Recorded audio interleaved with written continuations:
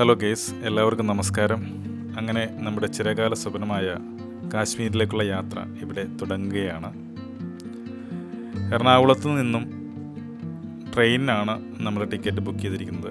എൻ്റെ ഒരു സോളോ ട്രിപ്പാണ്.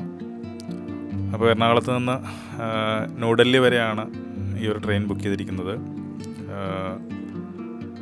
ന്യൂഡൽഹി വരെ AC കമ്പാർട്ട്മെൻറ്റാണ് നമ്മൾ ബുക്ക് ചെയ്തിരുന്നത്. നല്ല ഒരു ട്രെയിനാണ്, നല്ല സൗകര്യങ്ങളും കാര്യങ്ങളൊക്കെ നമുക്ക് തോന്നി. AC വലിയ കുഴപ്പമില്ലാത്ത വിധത്തിൽ നമുക്കിരുന്ന് പോകാം എന്നുള്ളൊരു അവസ്ഥാവിശേഷം തോന്നിയായിരുന്നു. എന്തായാലും ട്രെയിനിൽ വളരെ നല്ലൊരു അറ്റ്മോസ്ഫിയർ തന്നെയായിരുന്നു. കുറച്ച് കഴിഞ്ഞപ്പോൾ നമ്മൾ ട്രെയിനിലുള്ള മറ്റുള്ളവരെയൊക്കെ നമ്മൾ പരിചയപ്പെടുകയുണ്ടായി, നമ്മുടെ കമ്പാർട്ട്മെൻറ്റിലുള്ളവരെ. അതിൽ ഏറ്റവും രസകരമായിട്ട് തോന്നിയത് ഇവർ മുംബൈയിലേക്ക് പോകുന്ന ഒരു ടീമാണ്. അവരൊരു മലയാളി അസോസിയേഷൻ്റെ ഒരു ഗാനമേളയിൽ പങ്കെടുക്കാൻ പോകുന്ന ഒരു ട്രൂപ്പാണ്. എന്തായാലും വളരെ മനോഹരമായിരുന്നു. ഞങ്ങൾ പാട്ടുകളൊക്കെ പാടി. പിന്നെ കമ്പാർട്ട്മെൻറ്റിൽ തന്നെ കുട്ടികളുണ്ടായിരുന്നു. അവർ എക്സാമിന് പങ്കെടുക്കാൻ പോകുന്നവരാണ്. അങ്ങനെ ട്രിപ്പ് വളരെ എൻജോയ്മെൻ്റ് ആയിരുന്നു. വളരെ യാത്രയുടെ ആ ഒരു ആലസ്യം നമുക്ക് അനുഭവവേദ്യമായേയില്ല. വളരെ നല്ലൊരു അന്തരീക്ഷത്തിൽ തന്നെ നമുക്ക് യാത്ര ചെയ്യാൻ സാധിച്ചു.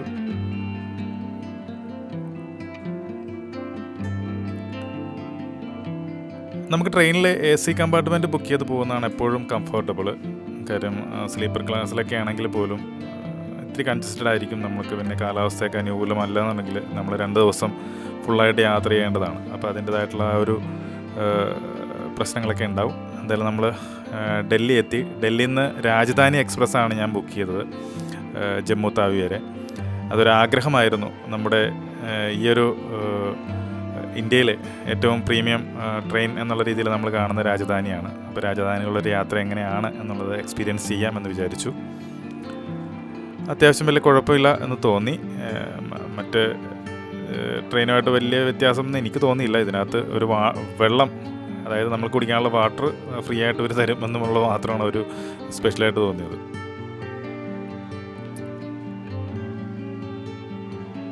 ജമ്മു താവിയിൽ നിന്ന് ഞാൻ ഉധംപൂർക്ക് ടിക്കറ്റ് എടുത്തായിരുന്നു ട്രെയിനിൽ. നമ്മൾ ഉധംപൂർ റെയിൽവേ സ്റ്റേഷനിൽ എത്തിയിട്ടുണ്ട്. ഉധംപൂർ ഇനി ഇവിടെ നിന്ന് ബൻഹാൽ വരെ ഷെയർ ടാക്സി കിട്ടുമോ നോക്കണം.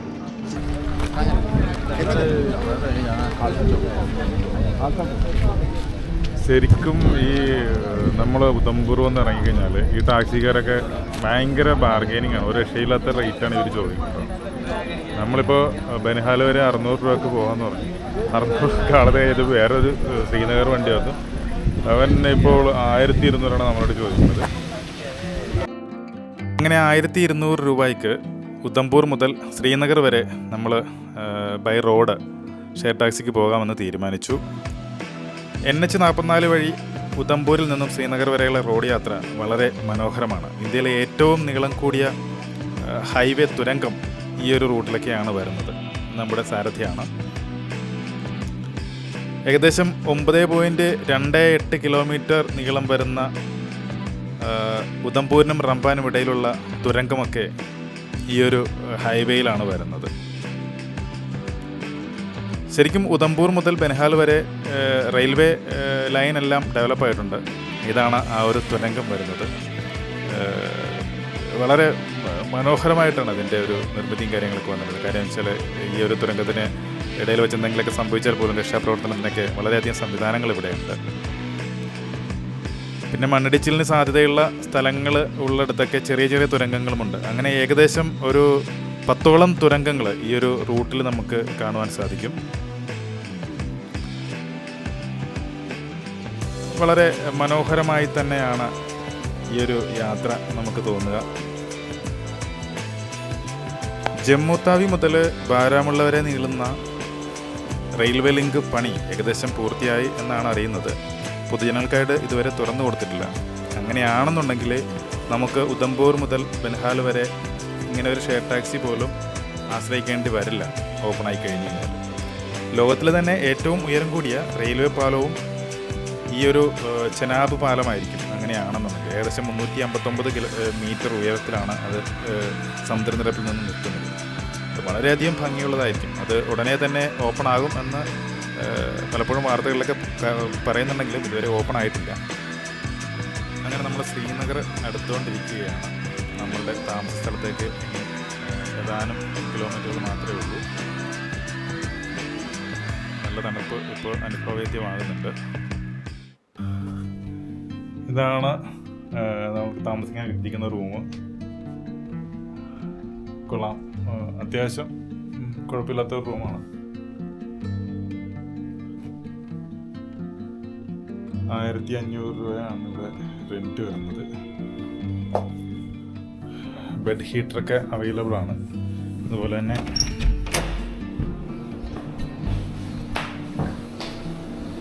ബാത്റൂമും ഒക്കെ അത്യാവശ്യം അടിപൊളിയാണ്. ഇതൊരു ഹോംലി സെറ്റപ്പിലുള്ളൊരു വീടാണ് കേട്ടോ. അതുപോലെ പിന്നെ പുറത്തേക്കൊരു ബാൽക്കണിയും കാര്യങ്ങളൊക്കെ ഉണ്ട്. പുറത്ത് നല്ല അടിപൊളി വ്യൂസാണ്.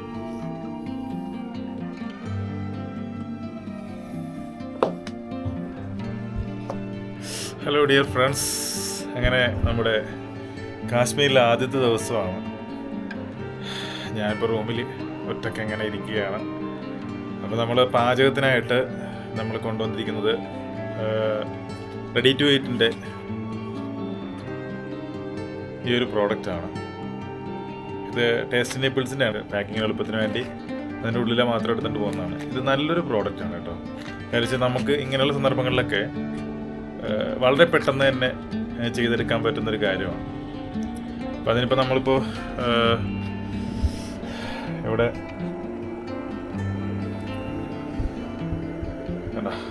നമ്മുടെ കെറ്റിൽ വെള്ളം നിറച്ചിട്ട് ഞാൻ വെച്ചിട്ടുണ്ട്. അപ്പോൾ അത് തിളച്ച് കഴിഞ്ഞാൽ തിളച്ച വെള്ളത്തിലൊരു 5 മിനിറ്റ് ഈ ഒരു പ്രോഡക്റ്റ് ഇട്ട് കഴിഞ്ഞാൽ നമുക്കത് ഇത് ഫിഷ് ബിരിയാണിയാണ്. അപ്പോൾ ഫിഷ് ബിരിയാണി ആയിട്ട് കഴിക്കാൻ പറ്റും. ഞാനത് കാണിച്ചു തരാം. ഓക്കെ, 5 മിനിറ്റ് കഴിഞ്ഞിട്ടുണ്ട്. അപ്പോൾ നമുക്ക് ഇട്ടത് എടുക്കുന്നു.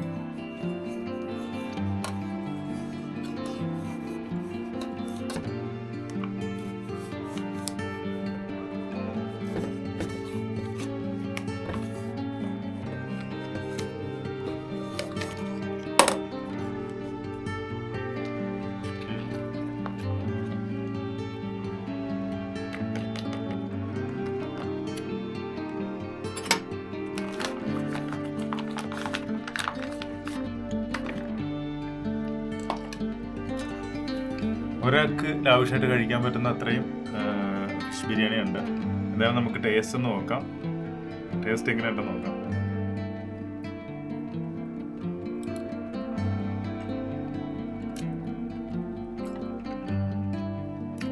അടിപൊളിയാണ്.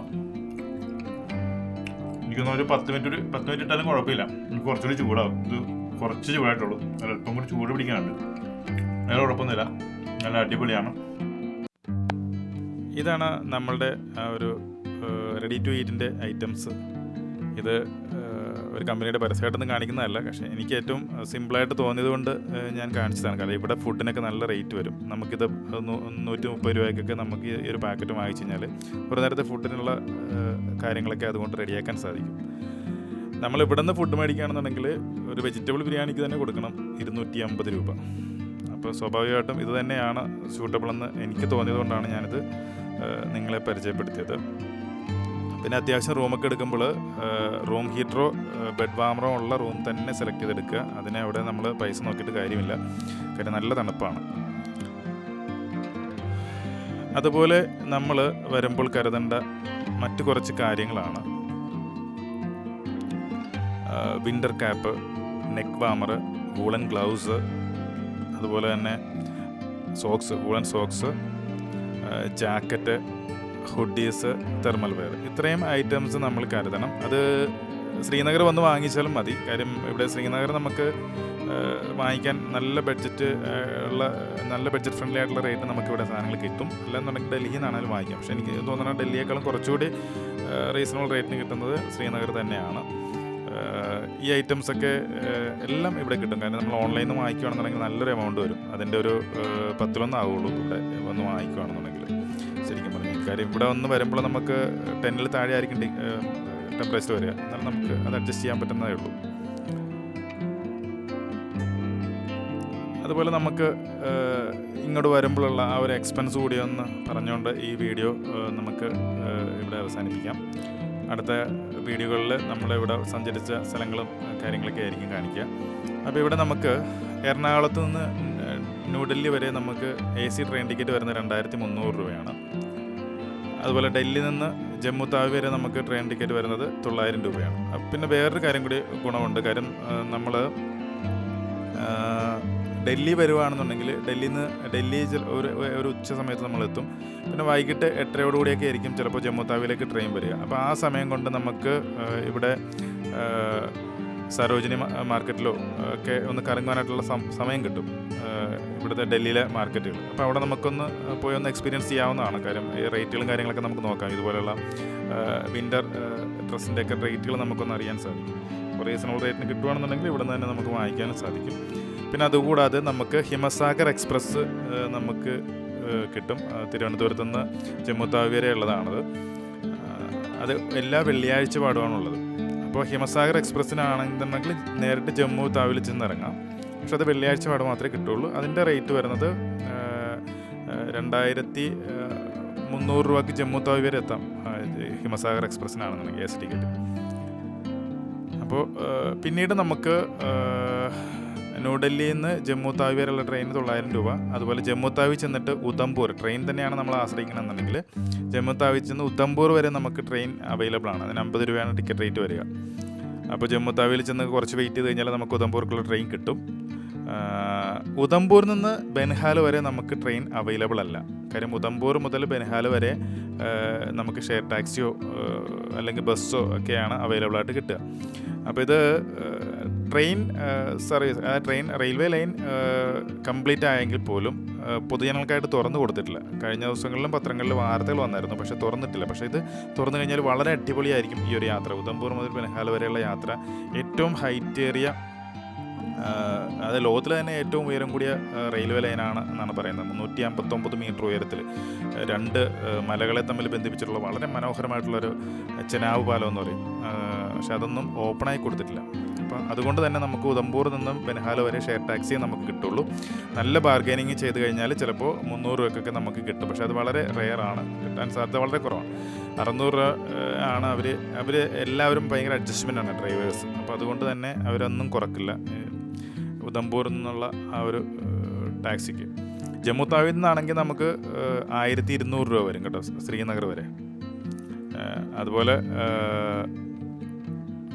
ഉധംപൂരിൽ നിന്നും ശ്രീനഗർ വരെയും ഈ ഒരു 1200 രൂപ തന്നെ അവർ മേടിക്കാറുണ്ട്. അതുപോലെ തന്നെ ബൻഹാൽ ടു ശ്രീനഗർ ട്രെയിൻ ടിക്കറ്റ് വരുന്നത് 30 രൂപയാണ്. ബൻഹാൽ ഷെയർ ടാക്സിക്ക് ചെന്നതിന് ശേഷം ബൻഹാലിൽ നിന്ന് ട്രെയിൻ ടിക്കറ്റ് 30 രൂപ കൊടുത്തു കഴിഞ്ഞാൽ നമുക്ക് ശ്രീനഗർ ചെല്ലാൻ പറ്റും. അപ്പോൾ ശ്രീനഗർ തന്നെ കാണുവാനായിട്ട് ഇഷ്ടംമാരുണ്ട്. ദാൽ തടാവൊക്കെ ശ്രീനഗറിലാണ് വരുന്നത്. പിന്നെ മുഗൾ ഗാർഡൻസ്, ഇതൊക്കെ എല്ലാം ശ്രീനഗറിലാണ് വരുന്നത്. അപ്പോൾ ഒരു ദിവസം ഫുള്ളായിട്ട് തന്നെ ശ്രീനഗർ എക്സ്പ്ലോർ ചെയ്യാൻ നമുക്കുണ്ടാവും. സെക്കൻഡ് ഡേ നമ്മൾ പഹൽഗാമിലേക്ക് പോവുക. പഹൽഗാം എല്ലാം ശ്രീനഗറിൽ നിന്നാണ് പോകുന്നത്. ശ്രീനഗറിലെ നമുക്ക് താമസിക്കാൻ പറ്റുള്ളൂ. മറ്റുള്ള സ്ഥലങ്ങളിലൊക്കെ ചെന്ന് കഴിഞ്ഞാൽ ടെമ്പറേച്ചർ വളരെ ഹെവി ആയിരിക്കും, താമസിക്കാൻ വളരെ ബുദ്ധിമുട്ടാവും. അപ്പോൾ ശ്രീനഗറിൽ നിന്ന് തന്നെയാണ് ഷെയർ ടാക്സിയോ ബസ്സോ പിടിച്ചിട്ട് നമുക്ക് പോകാൻ സാധിക്കുക. അപ്പോൾ ഒരാളൊക്കെ വന്നു കഴിഞ്ഞാൽ ഭയങ്കര നഷ്ടമാണ്. നമുക്ക് 2 പേരെങ്കിലും ഉണ്ടെന്നുണ്ടെങ്കിൽ 2 വീലർ ആണെങ്കിലും റെൻ്റ് എടുത്തിട്ട് പോകാം. 2 വീലറൊക്കെ റെൻറ്റ് വരുന്നത് ബുള്ളറ്റിനാണെന്നുണ്ടെങ്കിൽ 1200 രൂപയും, പിന്നെ ഹിമാലയൻ ബുള്ളറ്റ് ആണെന്നുണ്ടെങ്കിൽ 1500 രൂപയും വരും. പിന്നെ ഇവിടുന്ന് 4 വീലറും വാടക കിട്ടും. അതിന് 2500 രൂപയൊക്കെയാണ് വരുന്നത്. പക്ഷേ ആളുണ്ടെങ്കിൽ മാത്രമേ ഇതൊക്കെ നമുക്ക് ബഡ്ജറ്റ് ഫ്രണ്ട്ലി ആയിട്ട് കൊണ്ടുപോകാൻ സാധിക്കുള്ളൂ. പിന്നെ 2 വീലർ ഞാൻ ഒരിക്കലും സജസ്റ്റ് ചെയ്യുന്നില്ല. കാര്യം ഭയങ്കര റിസ്ക്കിയാണ്. വിൻ്റർ സമയത്തൊക്കെ പോയി കഴിഞ്ഞാൽ നമുക്ക് 2 വീലറൊക്കെ ഓടിച്ചിട്ട് ഈ സ്ഥലങ്ങളിലൊക്കെ പോകുക എന്നുള്ളത് ഭയങ്കര ടാസ്ക്കാണ്. ഞാൻ 2 വീലറിനാണ് പോയത്. വളരെ ബുദ്ധിമുട്ടായിട്ട് എനിക്ക് തോന്നിയതുകൊണ്ടാണ് ഞാൻ പറഞ്ഞത്. ഓക്കെ, അപ്പോൾ പഹൽഗാമിൽ ചെന്ന് കഴിഞ്ഞാലും ഇവിടെ കുറേയധികം ആക്ടിവിറ്റീസ് നമുക്കുണ്ടാവും. അപ്പോൾ ഈ ആക്ടിവിറ്റീസൊക്കെയാണ് നമുക്ക് കാശ് വരുന്നത്. കാര്യം കൂടുതലും കുതിര പുറത്ത് പോകാൻ പറ്റുന്ന കാര്യങ്ങളാണ്. പോണി റൈഡ് എന്ന് പറയും ഇവിടെ. പഹൽഗാമിൽ ചെന്ന് കഴിഞ്ഞാൽ മൂന്ന് വാലീസ് ഉണ്ട് അവിടെ. ആ വാലീസിലൊക്കെ എല്ലാം നമുക്ക് കുതിരക്കേ പോകാൻ പറ്റുള്ളൂ. അപ്പോൾ കുതിരക്കൊക്കെ ഭയങ്കര റേറ്റ് ആയിരിക്കും ഇവർ പറയുക. അപ്പോൾ അതൊക്കെ ഭയങ്കരമായിട്ട് ബാർഗൈൻ ചെയ്ത് നമുക്ക് അഡ്ജസ്റ്റ്മെൻറ്റ് ചെയ്ത് പോകാൻ പറ്റുന്നതാണ്. അതുപോലെ തന്നെ ഗുൽമർഗ് കൊണ്ടുള്ള റൈഡൊക്കെ 2 മാസം മുമ്പേ തന്നെ ബുക്ക് ചെയ്താലേ നമുക്ക് അവൈലബിൾ ആയിട്ട് കിട്ടുകയുള്ളൂ. ഗുൽമർഗിലെ ഏറ്റവും വലിയ ആക്ടിവിറ്റീസ് എന്ന് പറഞ്ഞാൽ കൊണ്ടുള്ള റൈഡ് തന്നെയാണ്. അതിന് 800 രൂപയാണ് ഫസ്റ്റ് ഫേസ് വരെ വരുന്നത്. സെക്കൻഡ് ഫേസിലേക്ക് 1200 രൂപ. അപ്പോൾ ഓഫ് സീസണിലൊക്കെയാണ്, അതായത് വിൻ്റർ കഴിഞ്ഞിട്ടൊക്കെയാണ് പോകുന്നതെന്നുണ്ടെങ്കിൽ സെക്കൻഡ് ഫേസ് വരെയൊക്കെ പോയാലേ ചിലപ്പോൾ നമുക്ക് മഞ്ഞ് എക്സ്പീരിയൻസ് ചെയ്യാൻ പറ്റുള്ളൂ. സ്നോ എക്സ്പീരിയൻസ് ചെയ്യണമെന്നുണ്ടെങ്കിൽ സെക്കൻഡ് ഫേസ് വരെയൊക്കെ പോകേണ്ടി വരും. പക്ഷെ അതിന് 2 മാസം മുമ്പേ തന്നെ നമുക്ക് ടിക്കറ്റ് ബുക്ക് ചെയ്യേണ്ടതായിട്ട് വരും. പിന്നെ മറ്റു കുറേ ആക്ടിവിറ്റീസ് ഉണ്ട്. ഐസിലൂടെയുള്ള കുറേ ആക്ടിവിറ്റീസ് ഗുൽമർഗിൽ നമുക്ക് കാണാൻ സാധിക്കും. അതുപോലെ തന്നെ സോനാമർഗ് തുരങ്കം, ഒരു വലിയൊരു തുരങ്കമുണ്ട്. ആ തുരങ്കം കഴിഞ്ഞ് ചെല്ലുന്നത് മഞ്ഞിലേക്കാണ്. വളരെ രസമുള്ളൊരു ഏരിയ തന്നെയാണ് സോനാമർഗും. അതുപോലെ തന്നെ ദൂത് പത്രി കണ്ടിരിക്കേണ്ട കാര്യം. മലയാളികൾ പലപ്പോഴും, അല്ലെങ്കിൽ നമ്മൾ വിസിറ്റേഴ്സ് പലപ്പോഴും മിസ് ചെയ്യുന്നൊരു സ്ഥലമാണ് ദൂത് പത്രി നല്ലൊരു കൃഷി ഏരിയയാണ്. അവിടെയും നമ്മൾ പോകണം. വളരെ നല്ല രീതിയിൽ എക്സ്പീരിയൻസ് ചെയ്യാൻ പറ്റുന്നൊരു സ്ഥലം കൂടിയാണ് ദൂത് പത്രി. ഓക്കെ, അപ്പോൾ അടുത്ത വീഡിയോസിൽ മറ്റ് സ്ഥലങ്ങൾ, അതായത് ഞാൻ കാശ്മീർ സഞ്ചരിച്ച സ്ഥലങ്ങൾ നിങ്ങളായിട്ട് നമ്മൾ ഷെയർ ചെയ്യുന്നതാണ്. അപ്പോൾ എല്ലാവരും വീഡിയോസ് കാണുക. ഇഷ്ടപ്പെടുന്നുണ്ടെങ്കിൽ നിങ്ങൾ ലൈക്ക് ചെയ്യുക, ഷെയർ ചെയ്യുക. Okay, thank you.